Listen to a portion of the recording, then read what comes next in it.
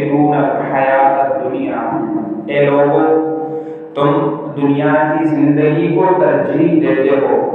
آخرت کی زندگی کے بدلے، والآخرۃ خیر وابقیٰ، حالانکہ آخرت کی جو زندگی ہے وہ بہتر ہے اور ہمیشہ باقی رہنے والی ہے۔ یعنی قرآن مجید میں اللہ تعالیٰ نے دنیا کی مذمت بیان کی ہے۔ مذمت اس معنی میں کہ دنیا میں جو اللہ تعالیٰ نے انسان بھیجے ہیں ان کی طرف مخاطب ہیں اللہ تعالیٰ، یوں فرماتے ہیں کہ جو زندگی میں نے تم لوگوں کو دی ہے یہ زندگی مختصر ہے، اور اگر اس کو یوں سمجھ لیں کہ یہ زندگی اللہ تعالیٰ کی طرف سے امانت ہے، اور امانت کا حکم یہ ہے کہ انسان اس کی حفاظت کرتا ہے اور حفاظت میں کوئی کسر نہیں چھوڑتا، اپنی جان و دل سے مال سے اس کی حفاظت کرتا ہے۔ تو یہ جو زندگی ہمیں مختصر ملی ہے یہ بھی اللہ تعالیٰ کی طرف سے ایک امانت ہے، اور اس امانت کا ہمیں اپنی زندگی میں جو ہے وہ اس طرح سے اس کی حفاظت اور اہتمام کرنا ہے کہ یہ زندگی نبی کریم سرور عالم صلی اللہ تعالیٰ علیہ وسلم کی سیرت کے مطابق، ان کے احکامات کے مطابق، سنت اور قرآن مجید کے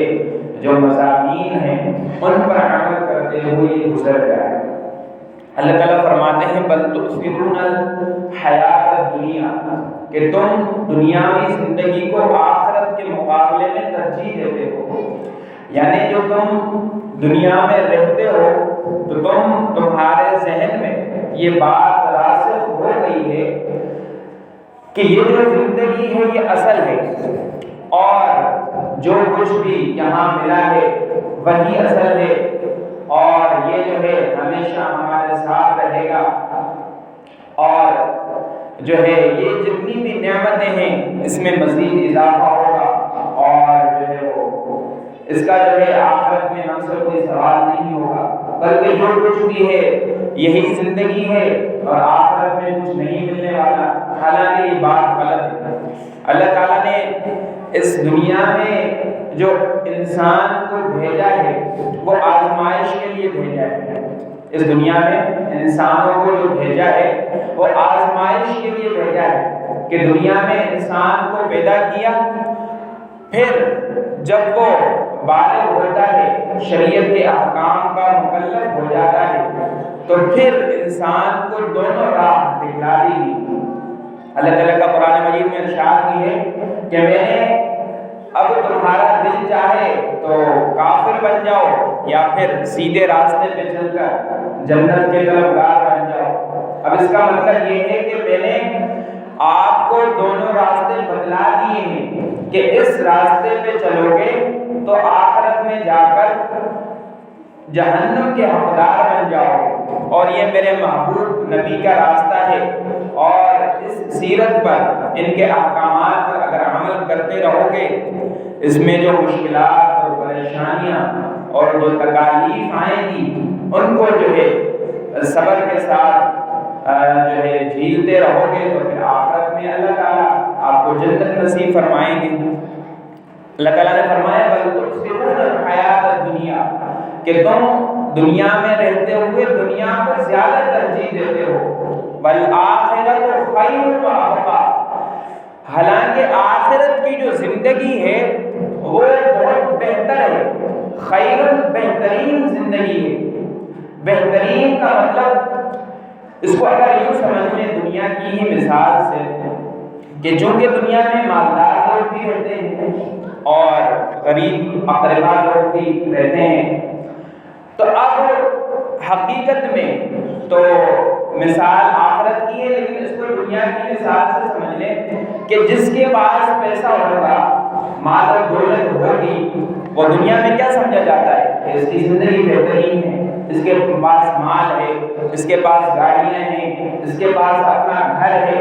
اور اس کو اگر گھر میں کوئی بیماری آ جاتی ہے تو اس کو کوئی پریشانی نہیں ہوتی، وہ کسی ہاسپٹل میں چلا جاتا ہے، مال و دولت تو دی ہوئی اللہ تعالیٰ نے، اس سے جو ہے وہ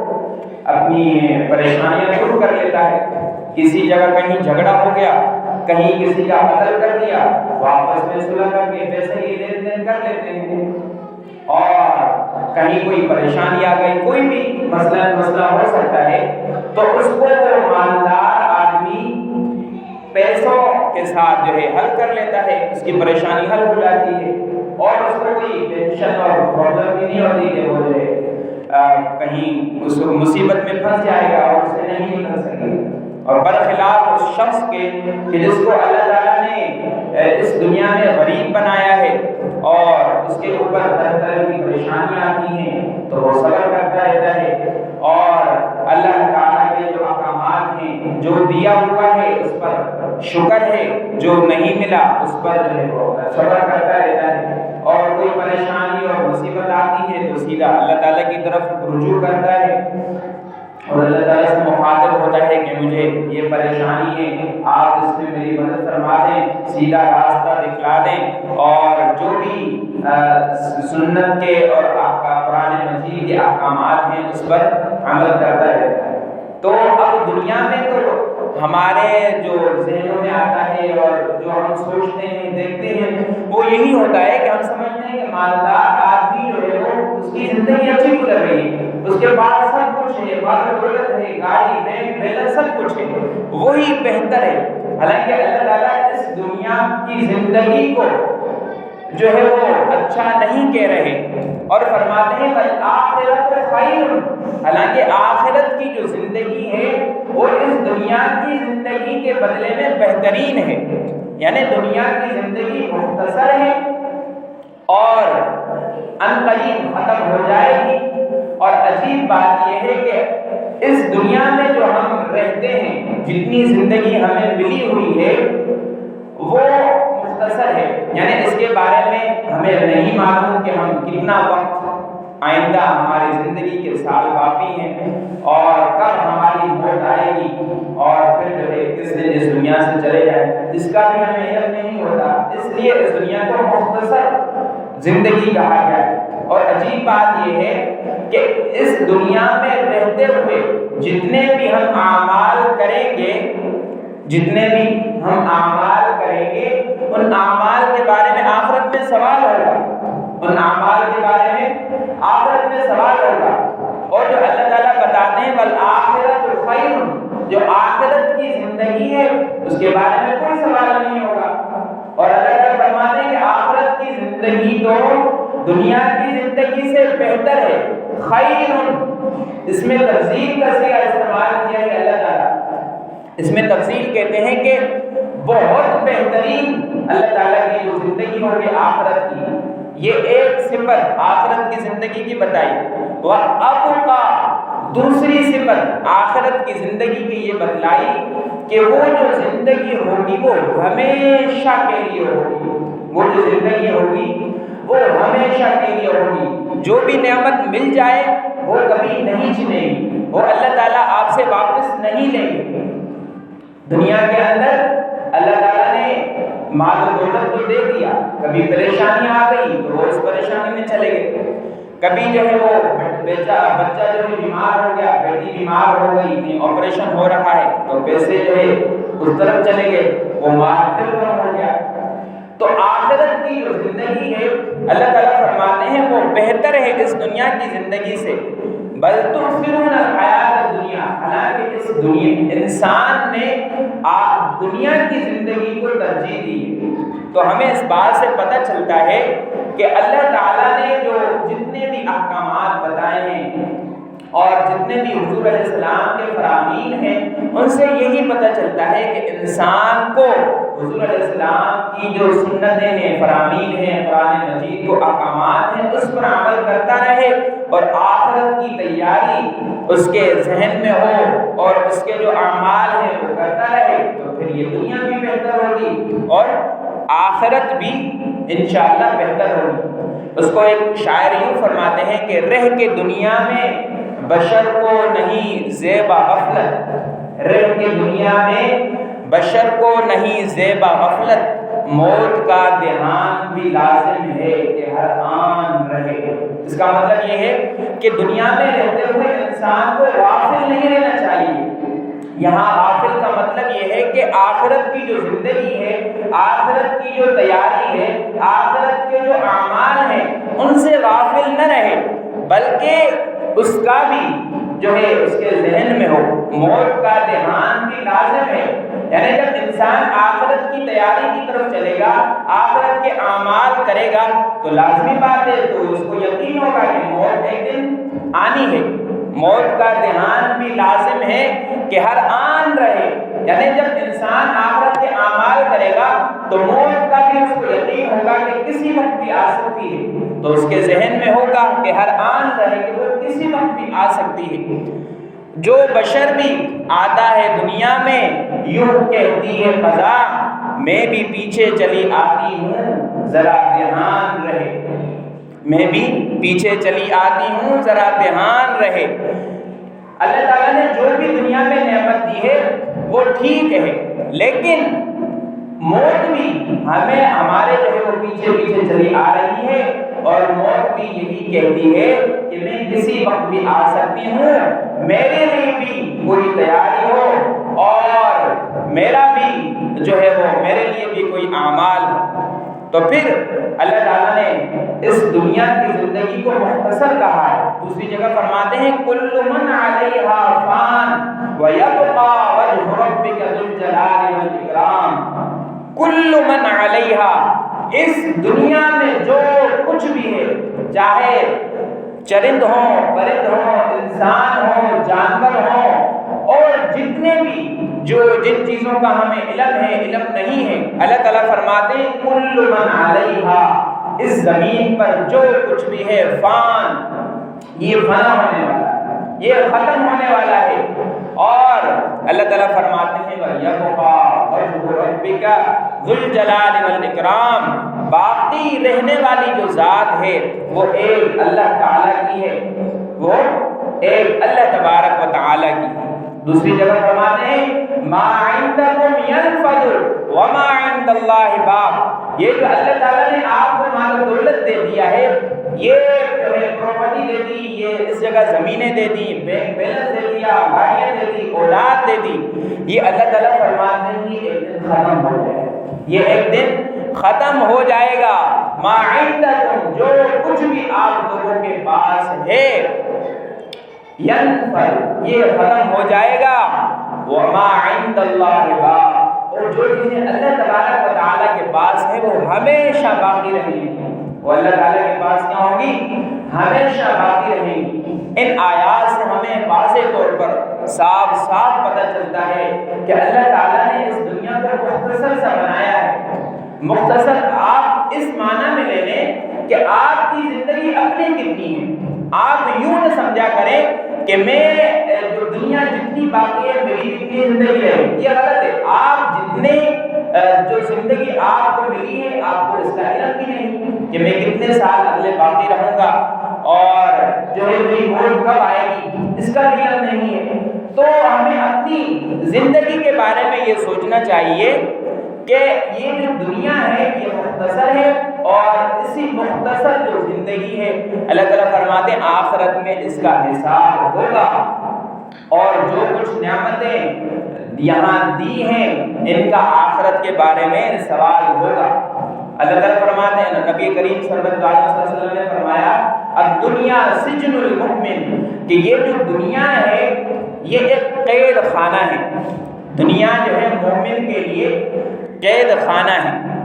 قید خانے کا کیا مطلب ہے؟ جیل کی طرح اس کو کہا گیا ہے۔ اب جب انسان کوئی جرم کرتا ہے دنیا میں تو وہ جیل چلا جائے، اور جیل میں جو ہے اس کو وہ چیزیں نہیں مل پاتی جو اپنے گھر میں میسر ہوتی ہیں، جو اپنے گھر میں میسر ہوتی ہیں۔ گھر میں جب دل چاہا کھانا کھا لیا، کوئی بھی چیز کھا لی، اور کبھی کچھ منگوا لیا، کبھی بیٹوں کے ساتھ، اور کبھی باہر چلے گئے، کبھی گھومنے کو دل چاہا تو وہ گھومنے چلے گئے۔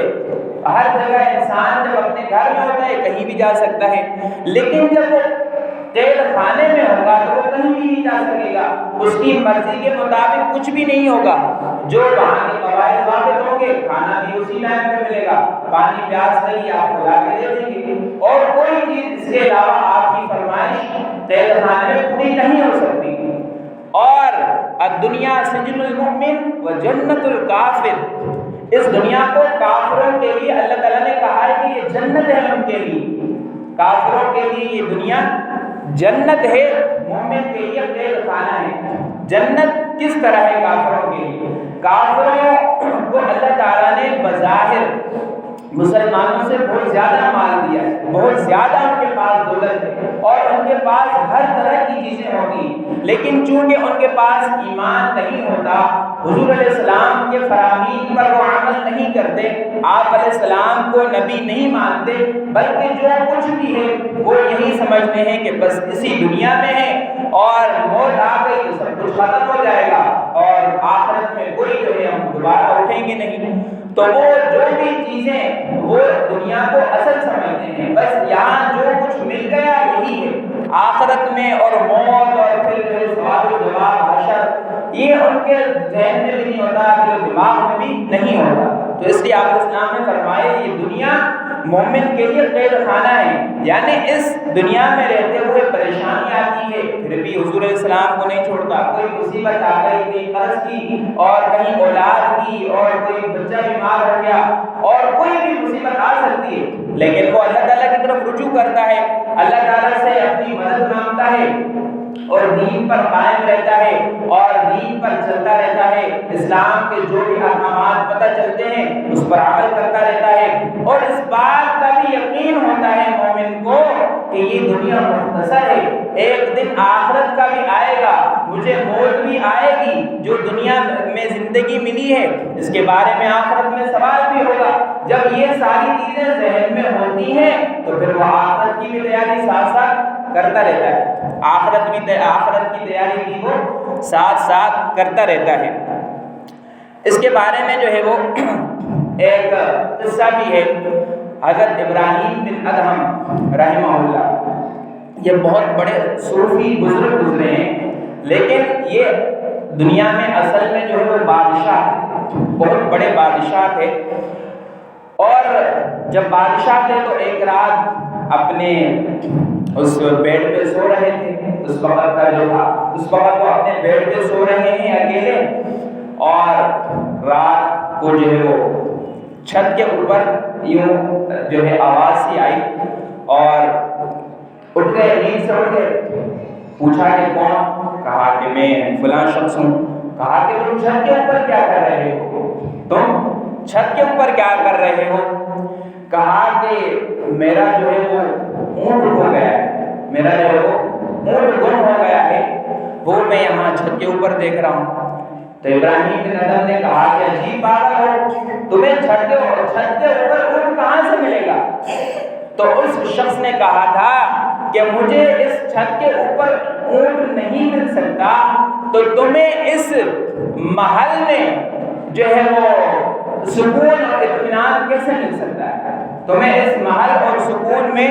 اطمینان کیسے مل سکتا ہے؟ اور تم اس محل میں رہتے ہوئے جنت کے طلبگار کیسے ہو؟ تو اسی وقت ابراہیم بن ادہم وہاں سے نکلے اور اپنے ساتھ کچھ کھانا لیا، ایک تکیہ لیا اور ایک پیالہ لیا، وہاں سے چل پڑے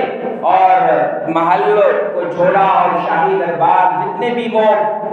چیزیں بادشاہ کو جیسے میسر ہوتی ہیں وہ ساری چیزیں راتوں رات چھوڑ دی اور یہ تینوں چیزیں اپنے ساتھ لیے جنگل کی طرف روانہ ہوئے۔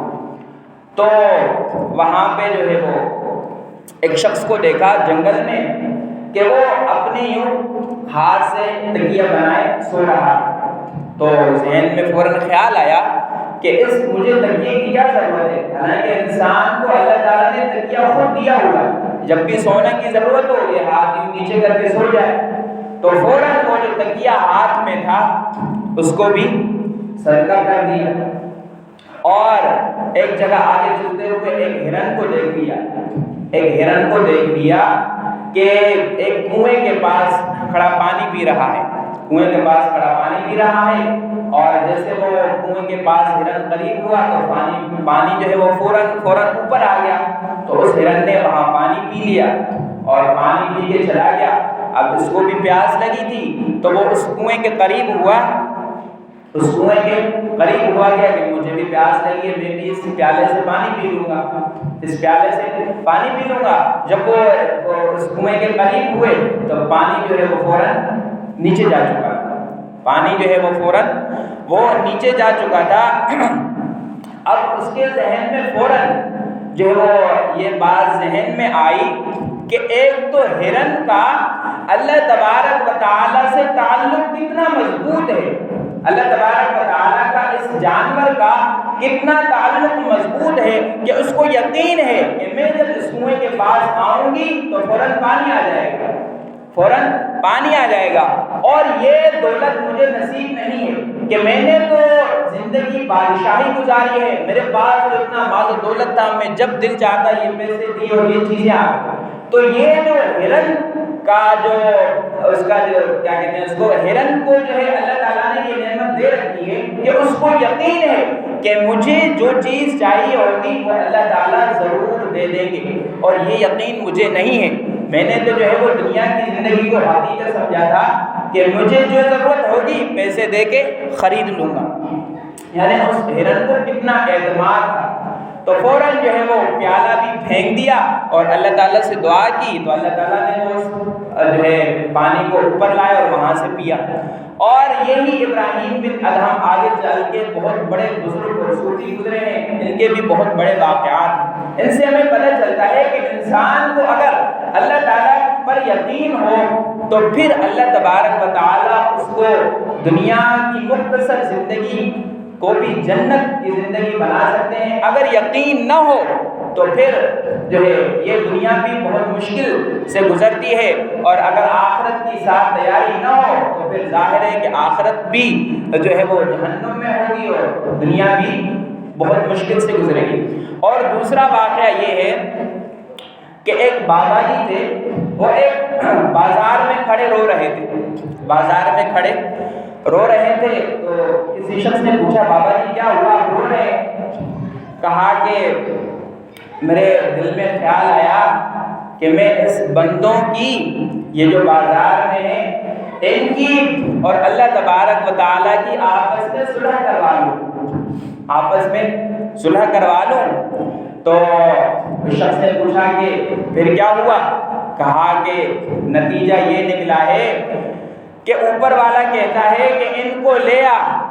ان کو میرے در پہ لے آ، ان کی جتنی زندگی ہے اگر ایک بار کہہ دے دل سے یا اللہ میری توبہ، میں نے جتنے گناہ کیے ہیں میں سب گناہوں کی توبہ کرتا ہوں، مجھے معاف کر دے، اور اگر سمندر کی جھاگ کے برابر کی اس کے گناہ ہوئے، اگر ان کے آنسو سے ایک قطرہ بھی نکل گیا تو میں تمام گناہوں کو دھو دوں گا۔ اچھا بابا جی پھر نتیجہ کیا نکلا؟ تو اس بابا جی نے کہا کہ نتیجہ یہ نکلا ہے اوپر والا تو مانتا ہے کہ ان کو لے آ میرے در پہ،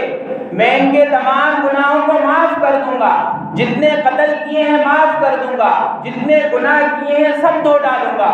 لیکن یہ نہیں مان رہے۔ اوپر والا تو تیار ہے کہ ان کو میرے در پہ لے آ، لیکن یہ نہیں مان رہے، میری بات کو نہیں سمجھ رہے، اسی لیے میں رو رہا ہوں۔ اچھا پھر وہ شخص چلا گیا، اگلا دن ہوا، اگلے دن ایسا ہوا کہ وہی بابا جی ایک قبرستان کے پاس کھڑے ہو رہے تھے، قبرستان کے پاس کھڑے ہیں اور رو رہے ہیں۔ وہی شخص آیا، کہا کہ بابا جی عجیب ماجرا ہے، کل میں نے دیکھا کہ تم بازار میں کھڑے رو رہے ہو اور آج آپ کا معاملہ یہ ہے کہ اس قبرستان کے باہر کھڑے رو رہے ہو۔ کہا کہ نوجوان میرا وہی معاملہ ہے جو کل تھا۔ کہا کہ کیا؟ کہا کہ میرے دل میں خیال آیا کہ اب ان لوگوں کی اللہ تعالیٰ سے جو ہے وہ صلح کروا لوں، یعنی ان مردوں کی اللہ تعالیٰ سے صلح کروا لوں۔ کہا کہ اچھا کیا ہوا؟ کہا کہ میں نے تو اللہ تعالیٰ سے بہت دعائیں کی کہ ان کے بہت گناہ ہیں، ان کو معاف کر دے، ان کو جنتی بنا دے۔ تو کہا کہ بابا جی نتیجہ کیا ہوا؟ کہا کہ نتیجہ یہ ہوا یہ لوگ تو مانتے ہیں، اوپر والا ماننے کو تیار نہیں ہے اور کہتا ہے کہ میں نے جو زندگی دی تھی نا اس زندگی میں انہوں نے جو ہے میرے مطابق عمل نہیں کیا، میرے حضور کی سیرت پر وہ نہیں چلے، اسی لیے وہ بابا جی کہہ رہے ہیں کہ میں رو رہا ہوں کہ اب اللہ تعالیٰ نہیں مان رہے، اور یہ اس قبروں میں پڑے لوگ کہتے ہیں کہ اب ہماری صلح کروا دو، اب ہماری صلح کروا دو۔ یعنی اس مختصر سے واقعے سے ہمیں یہی پتہ چلتا ہے کہ جو دنیا کی زندگی مختصر ملی ہے، اسی زندگی کو حقیقی سمجھیں، اسی زندگی کو جو ہے وہ بہتر سے بہتر بنائیں، حضور علیہ السلام کی سیرت کے مطابق عمل کریں، اور آخرت کی تیاری بھی جب ساتھ ساتھ ہو تو پھر ہمیں وہ دن دیکھنا نہیں پڑے گا کہ کوئی بابا جی آ کے ہماری قبر پر یہ کہیں کہ میں اس شخص کی اوپر والے سے صلح کروانا چاہتا ہوں، بلکہ وہ خود جب انسان کی تیاری ہوگی تو پھر یقین ہوگا، اور مرتے وقت جو ہے اللہ تعالیٰ کلمہ طیبہ بھی نصیب فرماتے ہیں، اور جب تیاری ہوتی ہے تو انسان جاتے ہوئے خوشی خوشی جاتا ہے، اور کبھی تو اللہ تعالیٰ ایسے شخص کو جو ہے وہ سجدے میں موت عطا کر دیتے ہیں، اور کبھی ایسے شخص کو نماز میں کھڑے کھڑے موت آ جاتی ہے، اور کبھی ایسے لوگوں کو اللہ تعالیٰ صبح کے وقت تہجد کی نماز میں اور مسجد میں اکیلا ہو اور سجدے میں موت آ جاتی ہے۔ اور یہ تب ہوگا کہ جب انسان کی تیاری ہوگی، آخرت کو حقیقی زندگی سمجھے گا، اس دنیا کو مختصر سمجھے گا اور آخرت کی تیاری کرتا رہے گا، تو پھر انشاءاللہ آخرت میں بھی اللہ تعالیٰ جنت الفردوس میں جگہ نصیب فرمائیں گے، اور یہ مختصر زندگی بھی اس یقین کے ساتھ گزرے گی کہ آخرت بھی ہماری اچھی ہوگی اور یہ دنیا بھی اچھی ہو جائے گی۔ اللہ تعالیٰ سے دعا ہے جو میں نے کہا آپ نے سنا، اس پر عمل کرنے کی توفیق نصیب فرمائے۔ وآخر دعوانا سنت